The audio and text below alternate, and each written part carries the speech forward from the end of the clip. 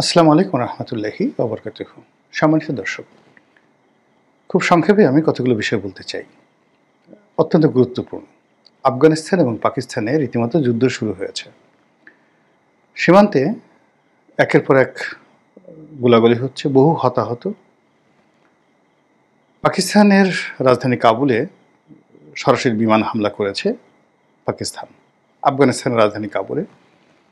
আর আফগানিস্তানও ছেড়ে দেয়নি, সে পাকিস্তানে আক্রমণ চালিয়েছে, বিমান হামলা চালিয়েছে। এখন এই যুদ্ধটা এটা কি কন্টিনিউ করবে না থেমে যাবে?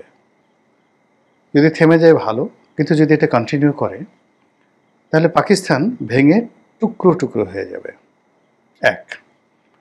২ নম্বর হলো যে এই আফগানিস্তান কেন্দ্রিক যে রাজনীতি, এশিয়ার মানচিত্রে পাল্টে যাবে।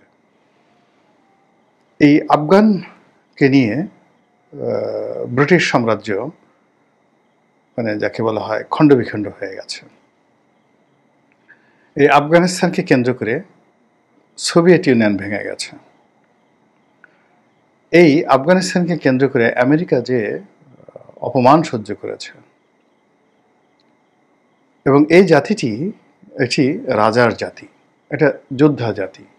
আপনি চিন্তা করুন, আলেকজান্ডার এই প্রথম এসে এই আফগানিস্তানে এসে খুবই বিপদের মধ্যে পড়ে যায়, এবং সে এখানে জয়লাভ করেছিল বটে, কিন্তু এটা বন্ধুত্বপূর্ণ, মানে যুদ্ধ না করে একটা বন্ধুত্বপূর্ণ জয়লাভ করেছিল, এবং তখন এটার নাম ছিল ব্যাকটেরিয়া। তো সেই যে ব্যাকটেরিয়া, তার যে রানী রোকসানা, তাকে তিনি বিয়ে করেছিলেন, রাজকন্যা। তো চিন্তা করুন যে বিশ্বজয়ী আলেকজান্ডার সারা দুনিয়াতে গিয়েছে, জয় করেছে, কোনো রাজকুমারীকে ভোগ করার জন্য তার বিয়ে করতে হয়নি, কিন্তু এই আফগানিস্তানে এসে তার একমাত্র বৈধ স্ত্রী আলেকজান্ডারের Roxana. This is the nation. ইংরেজরা দুইবার আক্রমণ করেছে, পারেনি, দখলই করতে পারেনি। ভারত বিভিন্ন সময়ে আফগানিস্তানের সঙ্গে বন্ধুত্ব করেছে, এবং আপনি অবাক হয়ে যাবেন যে ভারত যে এই মুঘলরা শাসন করেছে, তো মুঘলরা কোত্থেকে গেছে? এই আফগানিস্তান থেকে গেছে। জহিরুদ্দিন মোহাম্মদ বাবর কাবুলের শাসক ছিলেন।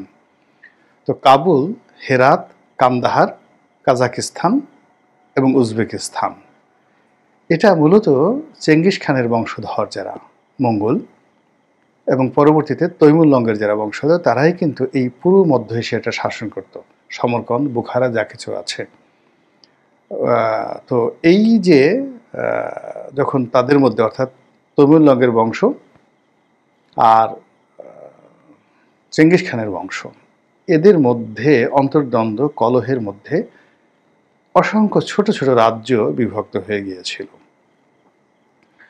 তো সেক্ষেত্রে বাবর তার নিজ রাজ্যে ফারগানাতে টিকতে না পেরে তিনি এসে কাবুল দখল করলেন, এবং সেই কাবুল থেকে এসে তিনি ভারতবর্ষের যে শাসন ব্যবস্থা চালু করলেন। ৩.৫ বছর মোগলরা এই ভারতবর্ষের শাসন করলো, এবং তখন এই কাবুল, আফগানিস্তান এক দেশ ছিল। কিন্তু বুঝতে হবে যে কিং ছিল কারা, রুলার ছিল কারা। কাবুলের পরিবর্তে রাজধানী ছিল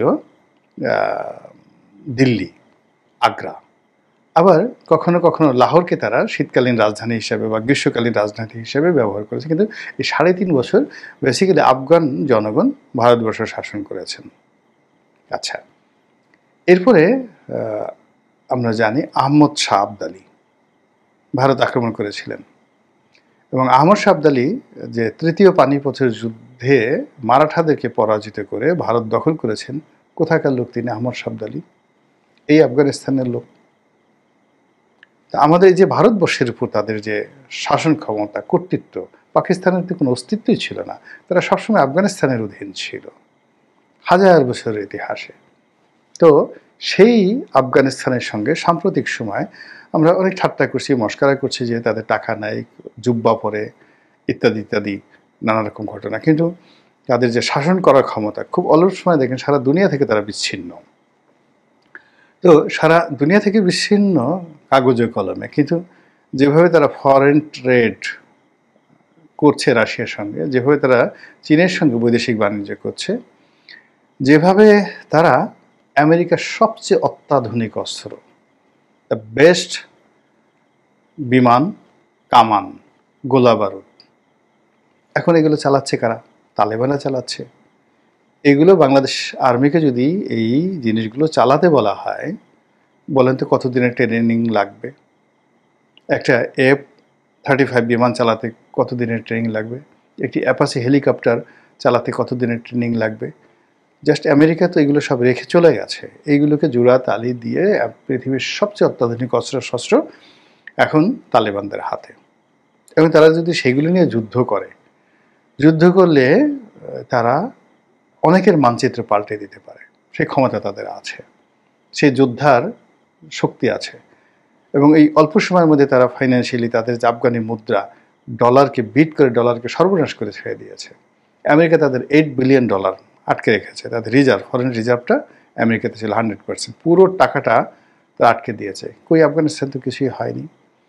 তো সেই আফগানিস্তানের সাথে যদি পাকিস্তানের এই মুহূর্তে যুদ্ধ বাদে, সেই যুদ্ধের পেছনে মূলত পাকিস্তানকে উস্কে দিচ্ছে আমেরিকা।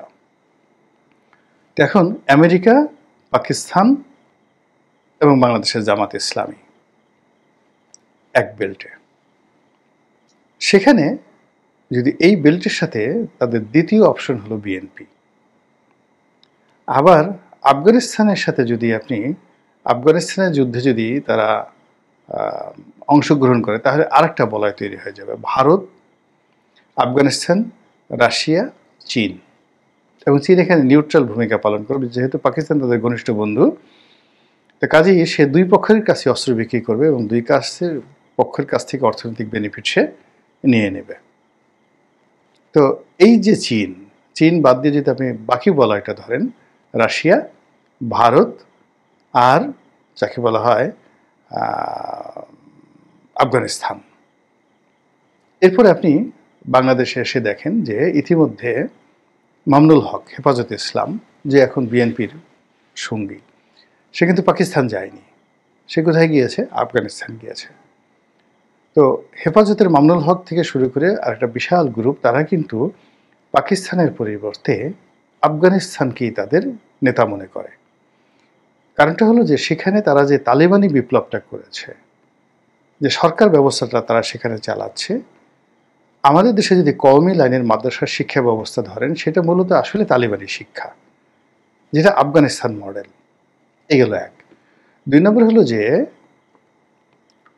আফগানিস্তানে যে তালেবান আছে, সেই তালেবানের যে শাখাটি তেহরিকে তালেবান মানে নামে পাকিস্তান, মানে তেহরিকে তালেবান পাকিস্তান বা পাকিস্তান তেহরিকে তালেবান, এরকম কি একটা সংগঠন, যেটা আফগানিস্তানের তালেবানদের একটা অঙ্গ সংগঠন। যেমন জামায়াত ইসলামী পাকিস্তান, তাদের অঙ্গ সংগঠন জামায়াত ইসলামী বাংলাদেশ, তেমনি আফগানিস্তানের যে তালেবান অফ আফগানিস্তান, তেহরিকে যাকে বলা হয় তালেবান অফ পাকিস্তান। তো এই সংগঠনটি এখন পুরো মানে পাকিস্তানের মিলিটারি সিস্টেম, পাকিস্তানের সীমান্ত, সেখানকার জঙ্গিবাদ, গেরিলা, সব কিছুর জন্য একটা হুমকি হয়ে গেছে এবং তারা সেটা পারছে না। ফলে তারা বারবার আফগানিস্তানকে বলছে যে তোমরা ওটা বন্ধ করো। আমরা যেভাবে ভারতকে বলেছি আওয়ামী লীগকে থামাও, শেখ হাসিনাকে থামাও, তদ্রুপ তারা এই গত সেই কয়েক বছর ধরে বারবার শুধু বলছে যে তেহরিকে এই তালেবান পাকিস্তান তাদেরকে থামানো হোক, কিন্তু তারা থামছে না, বরং আরও শক্তিমত্তা বৃদ্ধি করছে। ফলে এখানে যুদ্ধটা অনিবার্য হয়ে গেছে এবং Pakistan damn care, Afghanistan damn care. এদিকে যখন এরকম বিমান হামলা চলছে কাবুলে, ঠিক সেই সময়টাতে মানে অনেকটা ঠাট্টা মশকরার মতো, পোলাপান যদি কখনো খেলনা প্লেন ছাড়ে বা সেটা দিয়ে ঠাস ঠাস ঠাস ঠাস করে গুলি করার চেষ্টা করে, আপনি যেভাবে হাসবেন, তো ওইভাবে কাবুলে বিমান হামলা হয়েছে। তখন তাদের যে পররাষ্ট্রমন্ত্রী, আফগানিস্তানের পররাষ্ট্রমন্ত্রী, তিনি ভারত ভ্রমণে ছিলেন। তো সেখানে তিনি সাংবাদিকদেরকে বলেছেন যে আমরা তো ভয় পাই না বা ভয় পাচ্ছি না, এটা নিয়ে আমাদের কিছু বলার কিছু নাই। যারা ভয় পেয়েছে তাদেরকে আপনারা জিজ্ঞাসা করেন যে তাদের প্রতিক্রিয়া কী। আমাদের এটার কোনো প্রতিক্রিয়া নাই, আমরা এটা মোকাবেলা করব। তো এই যে ভারতের সঙ্গে তাদের যে নতুন বন্ধন, সেই বন্ধনে যদি এই যুদ্ধটা দীর্ঘমেয়াদে চলতে থাকে, এই বিরোধটা চলতে থাকে, আলটিমেটলি সাবকন্টিনেন্টে ভারতের আধিপত্য বেড়ে যাবে।